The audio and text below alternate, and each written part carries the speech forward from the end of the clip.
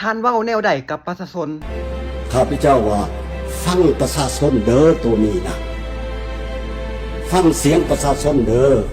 แล้วภาพที่ค่อยเห็นนี้มันคือหยังการฟังเสียงประชาชนนี่ก่อนท่านสิบอกให้ฟังเสียงประชาชนฟังเสียงสสของท่านก่อนเนาะเพราะสสนั่นแหละเป็นคนเลือกท่านมาเองเนาะ